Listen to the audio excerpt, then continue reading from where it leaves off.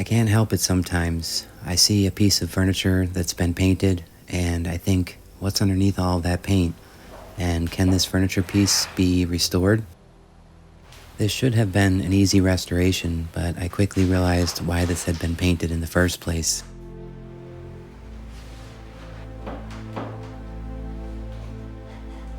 I purchased this mid-century coffee table for $15 from Facebook Marketplace, and the seller did mention that I may want to see this piece before committing to the $15. This seller must have been aware of the damage that was underneath. Mersman 8089 is the mid-century surfboard-style coffee table made in the 1960s. The Mersman Furniture Company was started in the 1870s by a sawmill owner, J.B. Mersman. It was started in Ottoville, Ohio, and in 1900 they relocated to the city of Salina, Ohio. Because they made millions of pieces of furniture, it's not uncommon these days to come across a Mersman furniture piece, especially from the mid-century.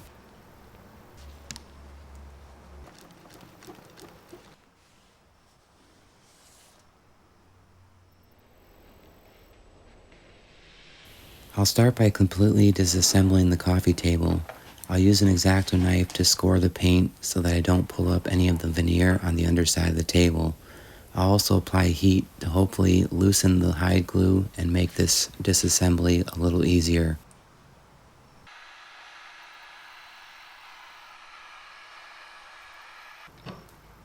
Removing the legs from the table will cause minor damage to the veneer on the underside of this table, but that can be repaired. Re-gluing the joints is necessary to once again add stability to this table. I'll then remove as much of the old hide glue as possible, as well as the staples holding the bottom side veneer.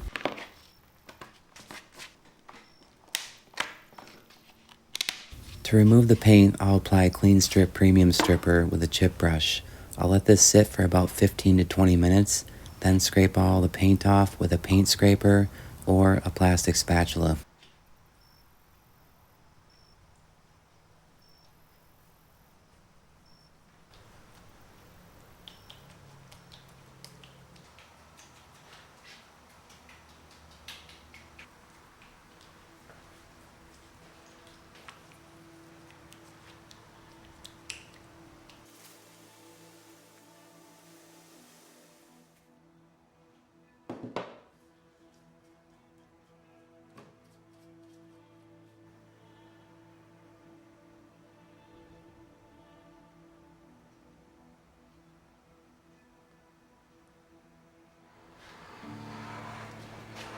And this was the moment I knew why this table had been painted.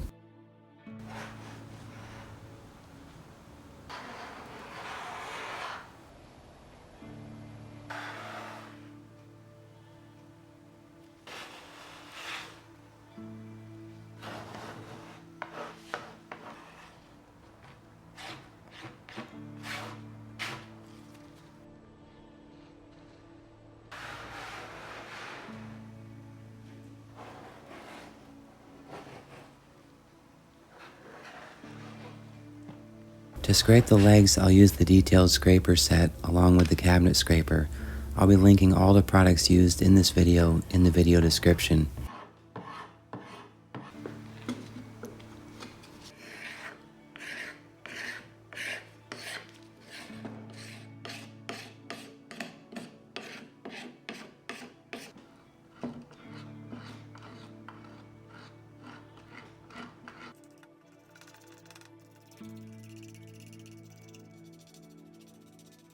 I have a hard time understanding how there was this much damage to the top of this table.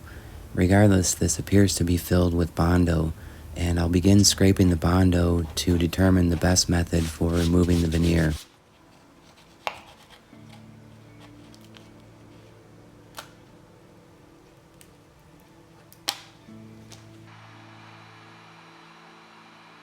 As I began removing the thin layer of veneer with the scraper and the heat gun, I realized there was another thin layer of what appeared to be plywood underneath. I would assume that this engineered plywood was the best option for the flattest substrate for this walnut veneer.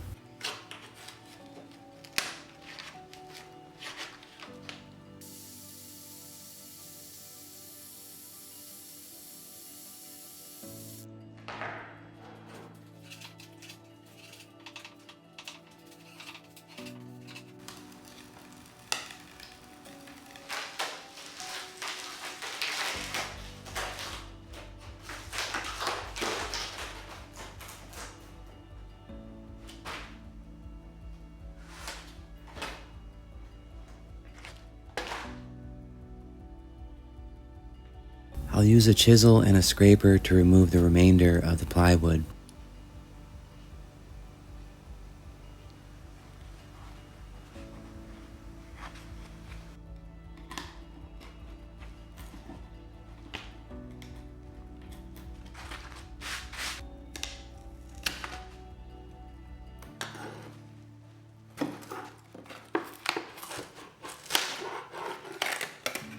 The main core of this table appears to be elm or something similar. I'll reinforce the joinery using wood glue and clamp these for several hours. It's clear now that the thin layer of plywood that I just removed also helped add reinforcement to this joinery.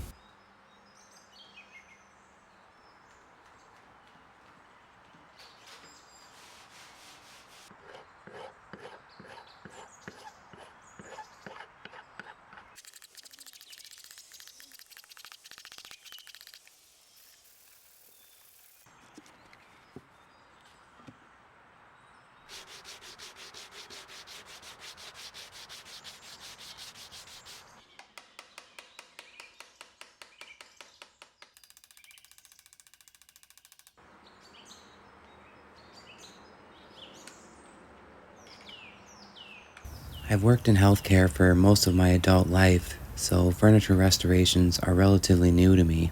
My goal for these restorations is to continue learning from each project and to leave these pieces better than the way I found them. I'm no better than the person who decides to paint furniture for a living, or the person with physical disabilities that prevents them from doing work like this. We all enjoy different things, and we all have our own unique talents and abilities.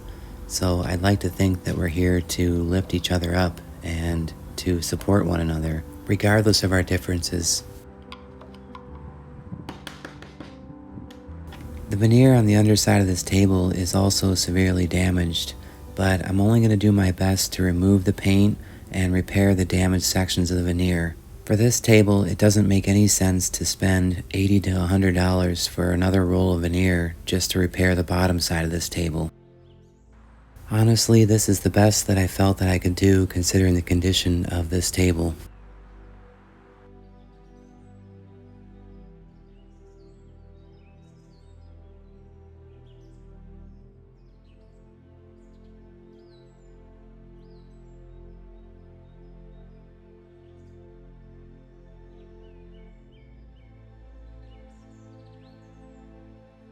If you're new to the channel and you're enjoying this content, I hope you'll consider joining the channel by hitting that subscribe button.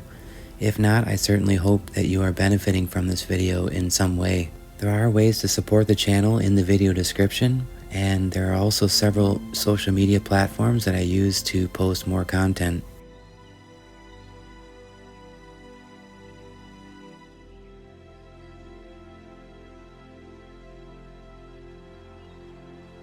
Since the legs on this table are walnut, I'll use a walnut wood filler to repair the damage on the legs.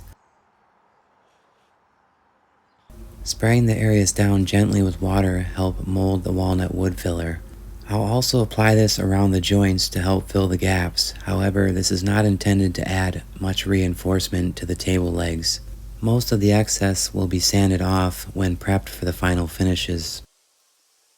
Although I won't be adding a thin layer of engineered plywood, I will sand this down with 150 grit sandpaper in preparation for the new veneer. I purchased a 2-foot by 8-foot roll of walnut veneer from Amazon, and this is the best way for me to get this product. They typically don't carry this at the woodworking store locally. This 2-foot by 8-foot roll of walnut veneer did cost around $80. However, I believe I can get 2 projects out of this one piece. I'll trace a rough outline of the table and then cut the veneer with an X-Acto blade, leaving about an inch overhang around the entire table. I discuss veneer application in more details in some of my other videos. For this video, I'm just applying the DAP contact cement to both the underside of the veneer and the top of the table.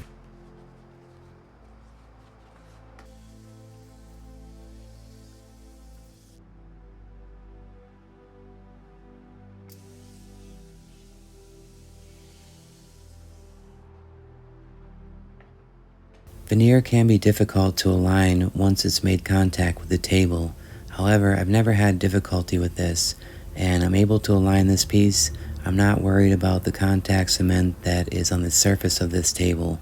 That will sand right out in preparation for the final finishes. I'll use another coffee table that I had sitting around to apply pressure to the top of this table, clamp it tight, and let it sit overnight to dry. Once dry, I'll turn the table upside down and use the X-Acto knife to cut along the edge of the table, leaving a nice clean cut on the veneer. If there's any hesitation with this cut, it's best to leave a little excess that can later be cut off with a chisel or a razor blade. I'll then sand the remaining edge with 150 grit sandpaper, sanding at a 90-degree angle from the surface of this table. I'll carefully sand this until the veneer is flush with the table. I'll finish sanding this entire table by hand using 150 grit sandpaper. This will be in preparation for the finishes that I've chosen.